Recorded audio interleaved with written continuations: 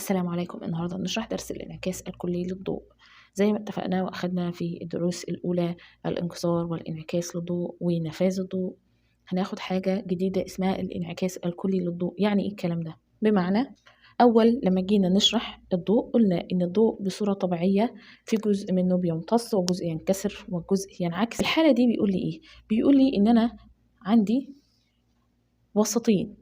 الانعكاس الكلي لا يتم إلا في حالة واحدة، بيكون الضوء منتقل من وسط أكبر كثافة إلى وسط أقل كثافة. دي بس الحالة الوحيدة لحدوث الانعكاس الكلي للضوء. تمام؟ يبقى خلاص أنا بقى هدرس لي الضوء في الحالة دي عشان أوصل في النهاية إلى الانعكاس الكلي. بيقول لي إن أنا لو جيت وأسقطت شعاع ضوئي في صورة عمودية، قلنا إيه؟ قلنا إن الشعاع بيمر مرور الكرام. بعد كده لو أسقطت الضوء بزاوية معينة، قلنا إن أنا عندي الزاوية، زاوية السقوط بتبقى اسمها إيه؟ اسمها فاي. تمام؟ وزاوية الانكسار مالها بقى؟ بتتوقف على ان انا جايه من وسط شكله ايه رايحه الوسط شكله ايه. طيب انا جايه من وليه قادره مفتريه رايحه الوسط اقل، يبقى هنكسر مبتعده عن العمود المقام. طيب لو انا زودت الزاويه دي ايه اللي هيحصل؟ بالتالي ان الزاويه دي برضو هتزداد في الانكسار بالبعد عن العمود المقام. تمام؟ بيقول لي بنيجي بقى عند حد معين الزاويه بتسقط، المفروض ان هي بقى هتنكسر، لا الانكسار بيبقى ايه؟ بيبقى مماس للسطح الفاصل بين الوسطين. دي اسمها هنا بقى كده فاي سي. يبقى الفاي سي هي الزاوية الحرجة اللي بيقابلها ايه بقى؟ انكسار للضوء بزاوية 90 درجة. ونبقى عارفين ان دي اكبر زاوية انكسار. هيجيلنا سؤال في الاسئلة يقولك اكبر زاوية انكسار هتكون بمعدل قد ايه؟ معاملها 100، معاملها 20، معاملها 30. اكبر زاوية انكسار هي 90 درجة. بعد كده بقى ايه؟ لما اجي اكسر الضوء بزاوية تكون اكبر من زاوية الحرجة، بقى خلاص انا عديت الليميت اللي بعد ده. ايه اللي بيحصل؟ بيحصل انعكاس كلي للضوء، يعني الضوء بيسقط وينعكس كلي، مفيش حاجة منه بتنفذ. طب في الحالة دي بقى في ايه؟ دلوقتي انا وانا بسقط هنا شعاع في ضوء انكسر وفي ضوء ايه؟ انعكس بس بصورة ايه؟ بسيطة. تمام؟ ولكن هنا الانكسار كان بصورة ايه؟ الاكبر هنا. لحد كده تمام؟ هنا مثلا بنسبة 60 مثلا ل40. تمام؟ لحد هنا ده ايه؟ في انكسار وفي انعكاس. عشان كده احنا عملنا المصطلح انعكاس ايه؟ انعكاس كلي للضوء. ناخد بالنا من النقطة دي. يبقى دلوقتي اي شعاع بيسقط او اي حزمة ضوئية بتسقط في جزء منها بينكسر وجزء بايه؟ بينعكس عادي خالص لحد الزاوية الحرجة.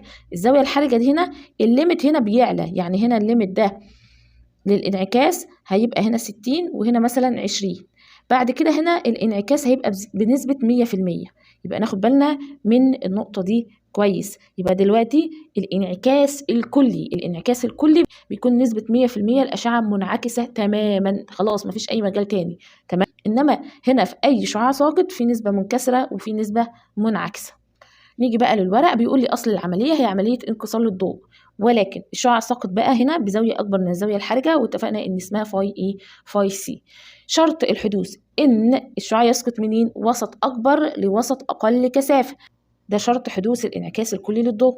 بيقول لي بقى احنا عايزين نستنتج العلاقة بين الزاوية الحرجة ومعامل الانكسار. هنجيبها في صورة ايه؟ احنا زي ما اتفقنا ان هو من وسط أكبر كثافة لوسط أقل كثافة. تمام؟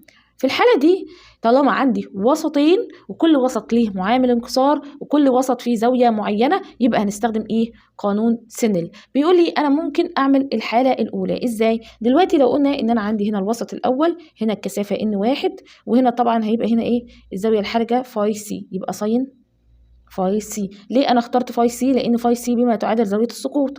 طيب بتساوي ان 2 ساين هنا كام بقى؟ ساين 90. ليه؟ لان الزاويه هنا اللي هي زاويه الانكسار هي الزاويه ما بين العمود المقام والشعاع هو المنكسر، هنلاقي ان هي كام؟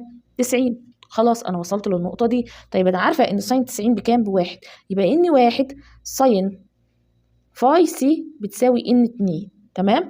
الان 2 ده ايه؟ الوسط الاقل كثافه. بيقول لي هنقسمها لحالتين. لو ان 2 اللي هي الهواء، انا عارفه ان المعامل الانكسار للهواء بتساوي كام؟ 1، يبقى ان ساين فاي سي بتساوي 1.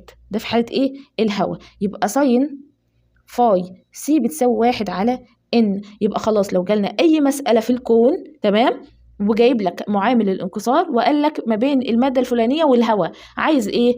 عايز الزاوية الحرجة، يبقى 1 على ان على طول. خلاص انا وصلت للنقطة دي. طيب انا عارفة ان من الاول خالص عبارة عن سي على في، صح؟ وعارفة ان السي دي بما يقابلها لمدة 1 على لمدة 2. ومن هنا اقدر اشقلب الليلة دي خالص. ازاي؟ بحيث هيكون ايه؟ هيكون الساين فاي سي عبارة عن 1 على ان اللي هي بتساوي 1 على سي على في، يعني بتساوي ايه بقى؟ بتساوي الفي على السي. هنا بقى السرعة على ايه؟ على سرعة الهواء. بتساوي، قال لك مكتوبة في ملخص لمدة 1 على لمدة 2. ناخد بالنا ان لمدة 1 دي خاصة بايه؟ بالفي، بالوسط او بالطول الموجي بتاع الفي، واللمدة 2 خاصة بالطول الموجي بتاع الوسط بتاع الهواء. تمام؟ احنا زي ما اتفقنا واحنا في الشرح قلنا ايه؟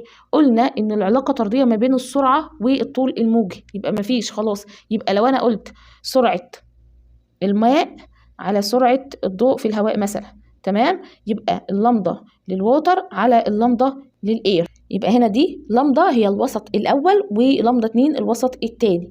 طيب نشرحها بصورة تانية. قال لك إن ساين فاي سي عبارة عن إن 2 على إن 1. كثافة الوسط اللي أنا رايحاله على كثافة إيه؟ الوسط التاني. يبقى دلوقتي كثافة الوسط اللي أنا رايحاله على كثافة الوسط اللي أنا جاية منه، أو بتساوي السرعة في الوسط الأول على السرعة في الوسط التاني، أو بتساوي اللمدة الطول الموجي في الوسط الأول على الطول الموجي في الوسط التاني، أو بتساوي إن 1 2. دي بقى في حالة إيه؟ في حالة وسطين، وهنشرحها أهو. زي ما اتفقنا من قاعدة سينل قلنا إن واحد ساين فاي سي بتساوي إن 2 ساين كام؟ 90. طيب في حالة إن 2 دي بقى وسط تاني غير معلوم أو ليه رقم مثلا، يبقى القاعدة الأساسية يبقى ساين فاي سي عبارة عن إن 2 على إن 1. وزي ما اتفقنا إن العلاقة بين الكثافة والسرعة واللمدة علاقة غير متوافقة، يبقى هنا في 1 على في 2 بتساوي لمدة 1 على لمدة 2. طيب الشكل ده احنا شفناه قبل كده، أيوة، اللي هي إن 1 2. أنا عارفة إن 1 2 اللي هي ساين فاي سي 1 على ساين فاي سي 2. طيب المقدار ده جه ازاي؟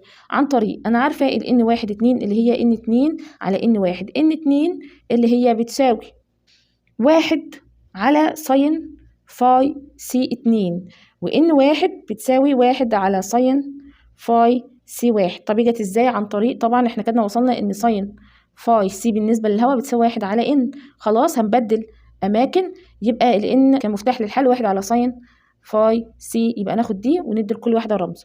طيب هنعوض هنا، تمام؟ يبقى ان 2 على ان 1، ان 2 دي يبقى بتساوي ساين فاي سي 2 على ساين فاي سي 1. ناخد بالنا هنا ونلاحظ ان هنا العلاقه ايه؟ غير متوافقه. يعني كل اللي ليه معامل انكسار كبير كل ما نلاقي الثيتا بتاعته ايه؟ قليله. يبقى ناخد بالنا من النقاط دي. يبقى دلوقتي كثافه الوسط لا تتوافق مع ايه بقى؟ لا مع السرعة، وتاني حاجة الطول الموجي، وتالت حاجة الساين او الفاي سي. تمام؟ وناخد بالنا ان قيمة الساين مالها؟ قيمة الساين بتندرج ما بين الصفر والواحد، ونبقى ملاحظين ان ساين صفر بكام؟ بزيرو، بينما ساين 90 بتساوي كام؟ 1. دلوقتي الصفر هنلاحظ ان هو ايه؟ بيزداد. صفر راح لواحد يبقى ازداد. لما نلاقي ان الساين ايه؟ لما الثيتا بقت من صفر كام؟ ل90، يبقى هنا العلاقة طردية ما بين الساين والفاي سي. كل ما الفاي تبقى زيادة كل ما الساين هتبقى ايه؟ زيادة. بعد كده بيقول لي العوامل اللي بتتوقف عليها الزاوية الحرجة فاي سي. أول حاجة نوع مادة الوسطين. ازاي؟ بيقول لي إن العلاقة عكسية بين معامل الانكسار والزاوية الحرجة. يعني ايه الكلام ده؟ كل لما كان معامل الانكسار كبير الزاوية الحرجة قلنا بتكون ايه؟ صغير. طيب لما معامل الانكسار صغير الزاوية الحرجة بتكون ايه؟ كبيرة. طيب هنشوف الكلام ده في الأمثلة في الملخص. دلوقتي مثلا بالنسبة لإن هنا 1.5 ده الزجاج لهواء، تمام؟ الهواء ده يعتبر ستاندر. هنلاحظ ان الزاوية الحرجة هنا كام؟ 41.8. طيب هنا الN ب1.33 ورايح للهواء، هنلاقي ان الزاوية مالها ايه؟ زادت، ولان هنا مالها قلت، يبقى العلاقة عكسية. هنا بقى ما بين الزجاج والمية، ايه العلاقة هنا؟ هنا ما بين الزجاج والمية هنلاحظ ان هنا علاقة عكسية بين الاتنين. هنا كانت قليلة، الزاوية بتاعتها كانت كام؟ كانت 90. وهنا كانت كبيرة، الزاوية بتاعتها قليلة عن 90 اكيد اهي. تمام، يبقى العلاقة ما بين معامل الانكسار والزاوية الحرجة علاقة عكسية، او معامل الانكسار وساين الزاوية الحرجة برضو علاقة عكسية. تاني حاجة عندي اللي هو الطول الموجي للشعاع، هنا بقى علاقة طردية. يعني ايه الكلام ده؟ ناخد بالنا ان الضوء الاحمر اكبرهم طول موجي، تمام، وبعده الاصفر وبعده الازرق.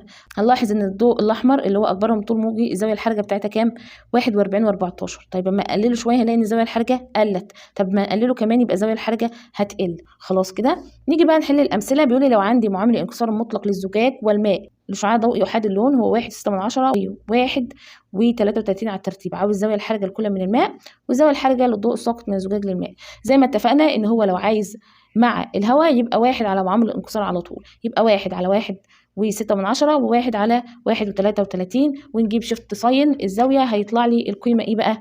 هيطلع لي القيم عندي هنا اهي. ونلاحظ ان هنا دي كانت مقدار ايه؟ كبير، فالزاوية بتاعتها كانت قليلة. هنا مقدار يعتبر صغير عن 1.6، الزاوية بتاعتها ايه؟ كبيرة. طيب هنا بقى بيقول لي عايز الزاوية الحرجة للضوء الساقط من الزجاج للماء، ده يعتبر ايه؟ الوسط الأول، وده يعتبر الوسط التاني. فهنعمل ايه بقى؟ هو هنا عمل ايه؟ هو هنا جاب لي لا اما ساين فاي سي اللي هي ان زجاج ليه ماء، اللي هي بتساوي، احنا بنمشي كده، يبقى ان ماء على ان زجاج. بالان الماء اللي هي 1.33 على 1.6، وعندنا ممكن ان احنا نجيبها عن طريق اللي هو ساين فاي سي عبارة عن ساين فاي سي 1 على ساين فاي سي 2. فساين فاي سي 1 اللي هي المقدار ده 1 على 1.6 على 1.3 هيطلع لي حاجة من 8. شفت ساين المقدار ده هيطلع لي 56 و23 أو 22 من 100 تبقى درجة. ماذا لو استبدل الضوء المستخدم في المثال بآخر له طول موجي أقل؟ زي ما اتفقنا العلاقة بين الطول الموجي والزاوية الحرجة علاقة طردية. طيب أنا قللت الطول الموجي، فالزوايا الحرجة هتقل بين كل من الزجاج مع الهواء والمية مع الهواء. بعد كده المثال الثاني، موج الضوء سرعة انتشاره في الوسطين x و y هي 2 في 10 أس 8 و2 75 في 10 أس 8 على الترتيب، عايز قيمة الزاوية الحرجة. قيمة الزاوية الحرجة بالسرعة هنجيبها ازاي؟ واشمعنى انا مش عارفة في الوسط نهو رايح لنهو؟ زي ما اتفقنا ان احنا بنبقى من وسط اكبر كثافة، دي قاعدة ثابتة، لوسط اقل كثافة. تمام؟ تمام. الاكبر كثافة يبقى اقلهم ايه؟ سرعة، لان العلاقة مش ولا بد. يبقى على طول ساين فاي سي ان 2 على ان 1 اللي هي بتساوي الفي 1 على الفي 2. ونبقى ناخد بالنا ان قيمة ساين فاي سي اقل من الواحد دايما واقل من الصفر، حتى لو انا مش عارفة الترتيب بتاع المسألة. ما ينفعش نقسم 2 75 على 2 هيبقى رقم ايه؟ اكبر من الواحد، لا غلط. انا عايزة الرقم اللي بيطلع لي للساين ايا كان حله ايه لازم يبقى اقل من الواحد الصحيح. طيب اقل من الواحد الصحيح يبقى 2 في 10 أس 8 على 2 75 في 10 أس 8، وبعدين نجيب شيفت ساين المقدار هيطلع لنا المقدار ده. بيقول لي بقى ماذا لو كان مطلوب حساب النسبة بين قيمتي الزاوية الحرجة للضوء في كل من الوسطين بالنسبة للهواء، عايز فاي سي للإكس على الفاي سي للواي، فما هي إجابته؟ هنحل نقطة زي دي إزاي؟ أولا أنا عاوزة الزاوية الحرجة بالنسبة لمين؟ بالنسبة للهواء، سواء للإكس، الإكس زي ما احنا عارفين إن هي 2 في 10 أس 8، والواي اللي هي 2 75 في 10 أس 8. إكس بتساوي 2 في 10 أس 8 و الواي بتساوي 2 75 في 10 أس 8. تمام؟ خلاص. واحنا زي ما اتفقنا ان ساين فاي سي عبارة عن السرعة للوسط الأول للوسط التاني اللي راح له اللي هي سي، ده كده مفتاح الحل. فيبقى ساين فاي اكس، هنعمل هنا اكس عشان ما تلبخش، بتساوي 2 في 10 أس 8 على 3 في 10 أس 8. شفت ساين المقدار ده هيطلع لي ان فاي اكس عبارة عن 41 و8. تمام. طيب فاي ساين فاي واي عبارة عن 2.75 في 10 أس 8 على 3 في 10 أس 8.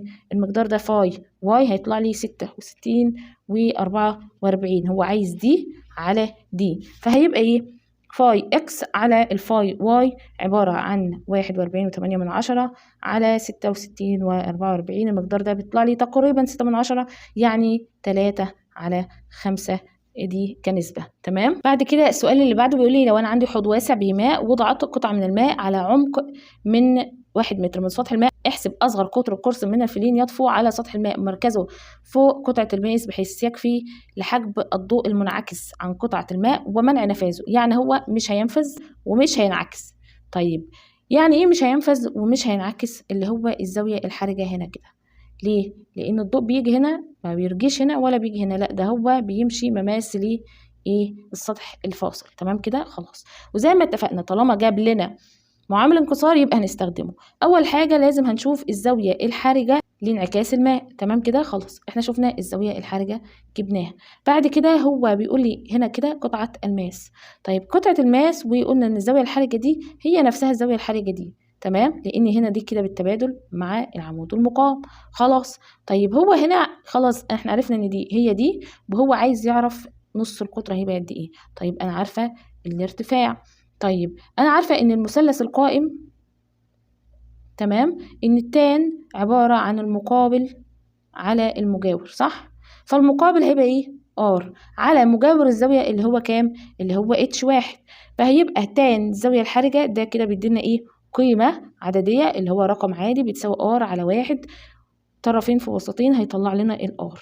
طيب هو هنا ناخد بالنا ان هو طالب ايه؟ طالب القطر، مش طالب ايه؟ نص القطر. يبقى القطر لازم نضرب فين؟ في 2. طيب بيقول لي لو زاد ارتفاع الماء في الحوض ماذا يحدث لقطر قرص الفلين؟ ماله يزداد. ليه؟ لان دلوقتي انا قلت لك 5، ال5 دي عباره عن 10 على 2، فال5 دي مالها؟ مقدار ثابت، الزاويه الحرجه ثابته ما اتغيرتش. انا لا غيرت اوساط ولا غيرت في الطول الموجي، مفيش اي مشاكل، نفس الضوء ونفس الاوساط، يبقى الزاويه الحرجه عندي هنا مقدار ايه؟ ثابت. فدلوقتي لو زودت دي ل4 فلازم ان انا هزود دي يكون ايه؟ 20، عشان 20 على 4 يدي نفس المقدار الثابت. يبقى انا هنا لو زودت في الطول بتاع البعد يبقى نص القطر هيزيد او القطر هيزيد. طيب لو انا زودت في نص القطر لازم البعد هيزيد. تمام. بعد كده مثال 4 بيقول لي الشكل يوضح مسار شعاع ضوئي يسقط على شريحة من مادة شفافة عند النقطة X. هو سقط هنا بزاوية كام؟ 60. خرج مماثلا الوجه الآخر عند النقطة Y اللي هو هنا. عايز معامل انكسار مادة الشريحة. بيقول لي إن ساين 90 ناقص سيتا بتساوي كوساين سيتا. ناخد بالنا المسألة دي والمسألة دي مواضع امتحانات بيجي عليها الأسئلة على طول. تمام خلاص. هو هنا أنا عارفة إيه؟ عارفة هنا زاوية السقوط هنا فاي بتساوي 60، وعارفة إن زاوية الخروج سيتا بتساوي كام؟ بتساوي 90. تمام. نيجي ندرس كده الشكل هنا. 60 زاوية الخروج فين؟ أهي. أنا عارفة إن الزاوية دي هي نفسها الزاوية دي، وأنا عارفة إن كده دي عبارة عن 90 درجة. لما نشيل منها دي اللي هي الزاوية سيتا، تمام، يبقى دي 90 ناقص سيتا. يبقى ال90 ناقص سيتا دي ايه؟ اللي هي زاويه الايه؟ هنا السقوط. ليه بقى؟ لان واحنا دارسين، احنا لما جينا ندرس زاويه السقوط قلنا هي الزاويه المحصوره بين ايه؟ العمود المقاوم والشعاع هو الساقط. يبقى هنا دي بالنسبه لي دي ايه؟ زاويه السقوط في الوضع الثاني. تمام. طيب هنحلها ازاي؟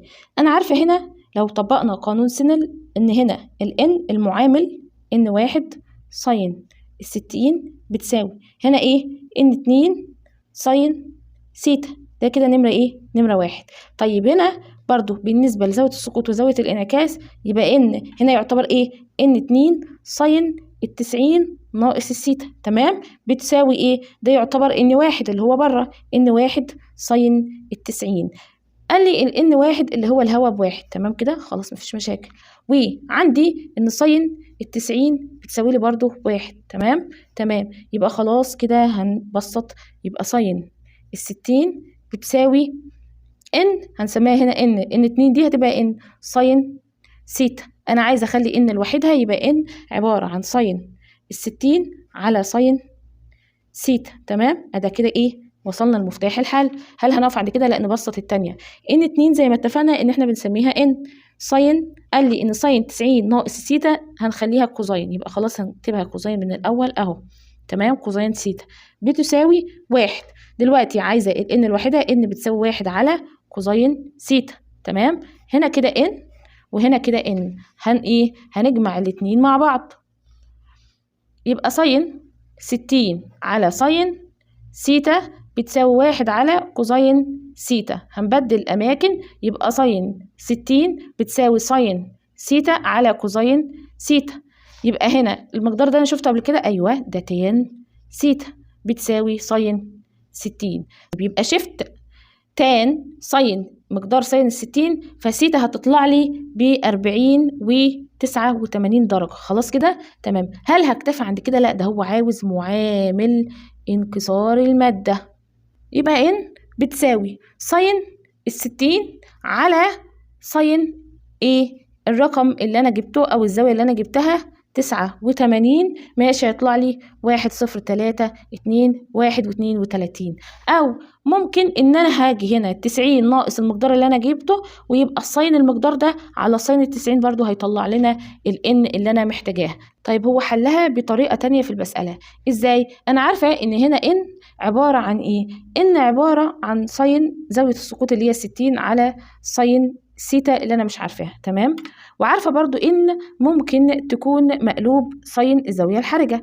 طيب انا عارفة ان هنا دي زاوية حرجة، يبقى عبارة عن 1 على ساين الزاوية الحرجة كنا طلعناها هي مقدار 90 ناقص السيتا، وقال لي ان مقدار 90 ناقص السيتا كل ده بيساوي 1 على كوساين سيتا. خلاص انا وصلت هنا لإن وهنا مقدار ان، يبقى الساين 60 على ساين سيتا بتساوي 1 على كوزين سيتا. هنبدل أماكن، يبقى الساين 60 بتساوي ساين سيتا على كوزين سيتا.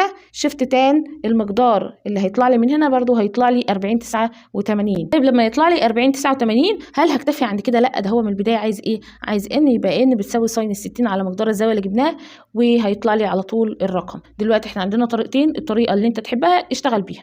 بعد كده مثال 5 بيقول الشكل المقابل يوضح مسار شعاع ضوئي عبر 3 أوساط M و L و K، معاملات الانكسار NK و NL و NM على الترتيب. عايز بيقول لي يا ترى أي وسط فيهم الأكبر وهيبقى ترتيبهم أولا هنا الزاوية كانت كبيرة انكسرت قليلة، يبقى هنا من صغير وسط صغير لكبير.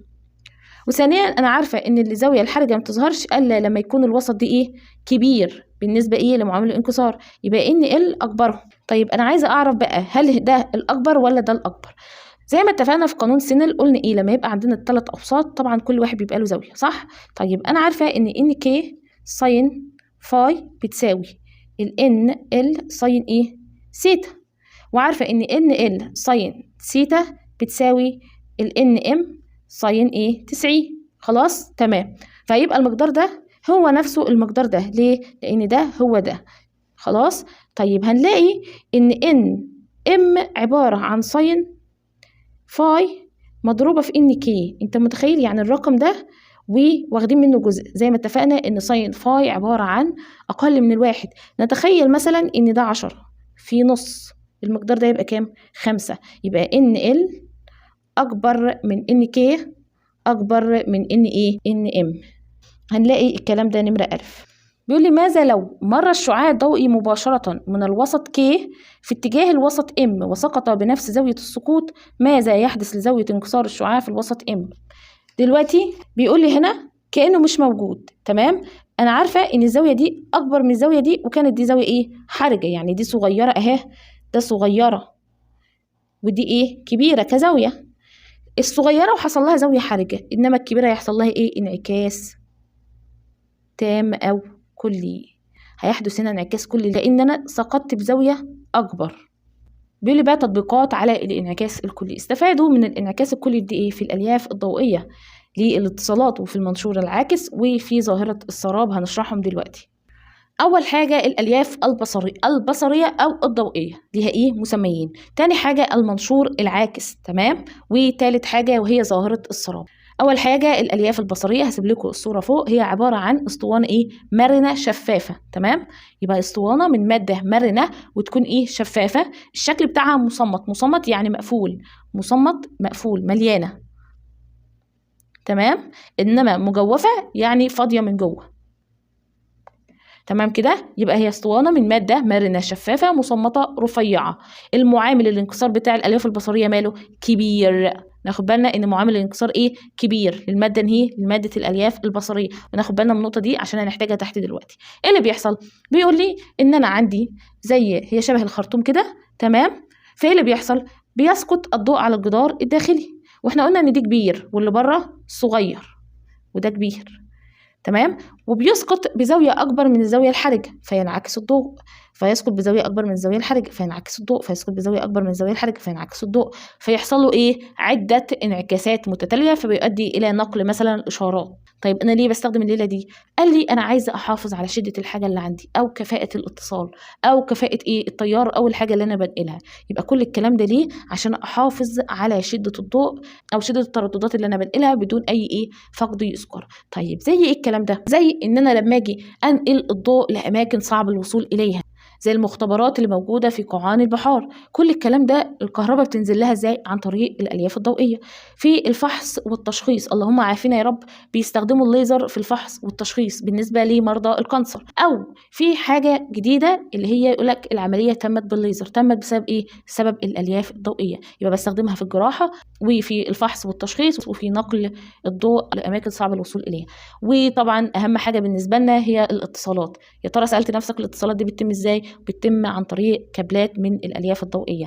ازاي بقى؟ عندي دي اسمها اشاره كهربائيه، الاشاره اللي انا بتكلم بيها دي اسمها اشاره كهربائيه، بتحولها لومضات ضوئيه. الومضات الضوئيه بقدر من خلالها بعد كده بيترجمها الجهاز، فالصوت بيتحول لي بنفس الكفاءه، مفيش اي فقد. يبقى دلوقتي نقل الضوء، الفحص والتشخيص، اجراء العمليات، والاتصالات. نبقى عارفين احنا زي ما اتفقنا ان ده بيكون ايه؟ كبير. طب يا ترى اللي بره يكون ايه؟ قليل. ليه بقى؟ عشان يتم عملية الانعكاس التام. فرضا ان في شعاع فلت مننا، فانا عايزه ارجعه تاني للليفه الضوئيه الداخليه، فلازم اللي بره يبقى قليل علشان يتم ايه؟ عمليه الانعكاس التام. يبقى بيقول لي معامل الانكسار ماده الطبقه الخارجيه بيكون ماله؟ اقل. يبقى الخارجيه اقل من الداخليه. فدلوقتي لو قال لي ان الاولانيه على ان الثانيه كبير على صغير يبقى اكبر من الواحد. طيب ان 2 على ان 1 صغير على كبير يبقى اقل من الواحد. ناخد بالنا. طيب انا ليه بعمل الحركه دي؟ هي مضايقه وخلاص؟ لا، عشان ازود الكفاءه بصوره تكون كبيره جدا. يعني انا هنا لو انا بفقد 1% انا كده ما بفقدش حاجه خالص. بعد كده المنشور العاكس. بيقول المنشور العاكس هو عباره عن منشور ثلاثي. منشور ثلاثي هنا كده وجه مربع وهنا مربع واللي تحت مستطيل وهنا مثلث وهنا مثلث. انا شغل الشاغل على الاسطح لا اما ده لا اما ده لا اما ده وبس، على ايه؟ على الاطراف دي. تمام خلاص كده. بيقول لي هو منشور ماله؟ متساوي الساقين، بحيث ان انا عندي الزاويه هنا 90 وهنا 45 وهنا كمان 45. بيقول لي معامل الماده بتاع المنشور طالما هو من الزجاج 1.5. تمام. فبيقول لي الزاويه الحرجه بتاعته فيما تقارب 42، يبقى فوق كده يبقى خلاص هينعكس انعكاس كلي. بيقول لي في حاله ده بقى في الاختراعات، انا بستخدم المنشور ده في الاختراعات، لا اما هغير مسار الشعاع الضوئي بمقدار 90 او هغير مسار الشعاع الضوئي بمقدار 180. يعني ايه الكلام ده؟ يعني ايه ان انا هغير مسار؟ دلوقتي المفروض الشعاع بيبقى ماشي كده، انا عايزه احوده. هحوده ازاي؟ عن طريق المنشور العاكس. هنلاحظ هنا ان انا اسقطت شعاع. لما بسقط شعاع هو ساقط بزاويه قد ايه على الضلع؟ ساقط بزاويه 45. جبتها ازاي؟ انا ساقط ب 90. تمام. وانا عارفه ان كده مثلث قائم الزاويه بالنسبه للحته دي، وانا عارفه دي 45 يبقى بالتالي ده 45. طيب انا عارفه ان الزاويه بين العمود المقام والسطح 90 دي 45 يبقى دي 45. يبقى هنعكس بمقدار كام؟ بمقدار ال 45. تمام. هنا كده هو كان ماشي كده، انا غيرت المسار. طيب تغيير المسار اما حودته ما بين ده وده الفرق قد ايه؟ الفرق 90 درجه. يبقى لا اما هنا لما انا بستخدم الوجه ده وجه وده وجه وده اسمه وتر، لو انا سقطت الضلع على الوجه ايه اللي بيحصل؟ بيتغير بمقدار 90 درجة. بيقول لي بقى هغير الضوء بمقدار 180 درجة. يعني ايه 180؟ هو دلوقتي كان ماشي كده، انا بقى غيرته كده كده، انا غيرته 180 درجة. هو كان ماشي العكس، انا غيرته الاتجاه المعاكس، يبقى كده اتغير 180 درجة، شقلبناه. تمام. ازاي؟ عن طريق ان انا بسقطه هنا على الوتر. يبقى بقى واخده بالي لو هنا سقط على احد الاوجه بيتحول مره واحده.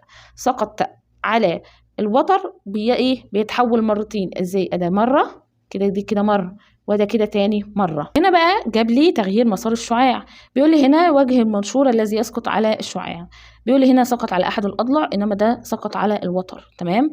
هنا زاوية السقوط مالها زاوية بمقدار 90، هو نازل عادي ساقط، هو ساقط عادي على الضلع بمقدار ايه 90، فالزاوية ما بين العمود المقاوم والشعاع الساقط يبقى كده صفر، يبقى في كلا الأحوال الزاوية هنا كام؟ الزاوية هنا كده صفر. طيب زاوية الخروج برضو صفر، ليه؟ لان برضو هنا زاويه ايه؟ هنا صفر خالص، مفيش زيرو، وهنا كمان ايه؟ زيرو. بس بيقول لي ايه بقى هنا؟ ايه اللي حصل؟ الانعكاسات كانت داخل المنشور مره واحده، انما في على الوجه اللي هو الوتر حصل مرتين. هنا بيقول لي جهاز الاستخدام اسمه البيروسكوب. اسمه ايه؟